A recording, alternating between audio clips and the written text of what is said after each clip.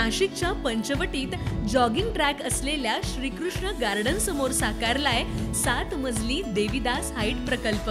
मग येताय ना आजच आपला फ्लॅट बुक करायला देवीदास हाईट्स मध्ये।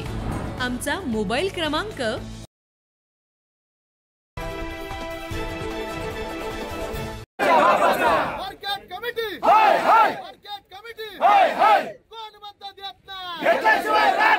नाशिक जिल्ह्यातील पिंपळगाव बसवंतमध्ये आज बाजार समितीत चांगलाच गदारोळ पाहायला मिळतोय। टोमॅटो उत्पादक शेतकरी आक्रमक झालेत। त्यांनी कांद्याचे लिलाव थेट बंद पाडलेत। गेल्या 7 महिन्यांपासून 2.5 कोटी रुपये थकवल्यामुळे शेतकरी संतप्त झालेत आणि आता लिलाव बंद करून ठिय्या आंदोलनाला सुरुवात केली आहे।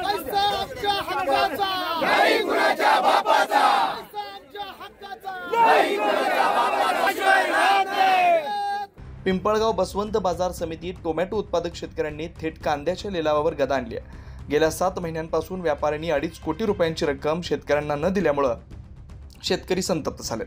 आज सकाळपासून कांद्याचे लिलाव बंद पडत आहेत। शेतकऱ्यांनी थेट बाजार समितीच्या आवारात ठिय्या आंदोलन सुरू केलं। शेतकरी मोठ्या प्रमाणात अडचणीत असून पैसे मिळेपर्यंत लिलाव सुरू होऊ देणार नाही असा निर्धार आंदोलकांनी व्यक्त केला। साहेब, नोव्हेंबर महिन्यामध्ये टोमॅटो उत्पादकांनी इथे या कृषी उत्पन्न बाजार समितीमध्ये आपला माल विक्रीस आणला होता। तो माल विकल्यानंतर कुठलाही नियम असा आहे की 24 तासाच्या आत शेतकऱ्यांना मार्केट कमिटीने किंवा त्या आडतदाराने पैसे अदा केले पाहिजे। परंतु या गुरुकृपा आडतदाराने तब्बल 1 महिनाभर पैसे न दिल्यामुळे मागच्या काळात सर्व शेतकरी बांधवांनी इथे गेट बंद आंदोलन पण केलं।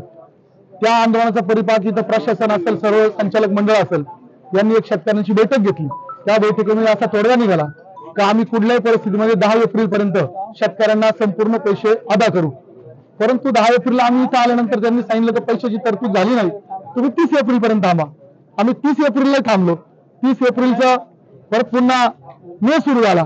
मे मध्ये काही तारखा आम्हाला या आडतदाराने और मार्केट कमिटीने दिल्या, परंतु त्या मे महिन्यामध्ये सुद्धा 1ही रुपया शेतकरी बांधवांना मिळाला नाही।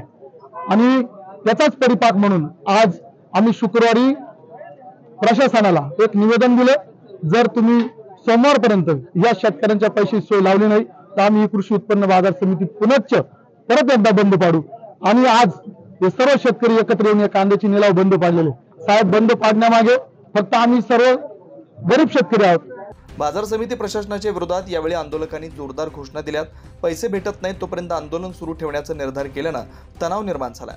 सध्या टोमॅटो उत्पादक शेतकरी मोठ्या प्रमाणात अडचणीत सापडलेत, कारण त्यांचे मोठ्या प्रमाणात पैसे व्यापाऱ्यांनी थकवलेत। यामुळे आज नाशिकच्या पिंपळगाव बसवंत बाजार समितीत टोमॅटो उत्पादक शेतकरी आक्रमक झाल्याचं पाहायला मिळालं।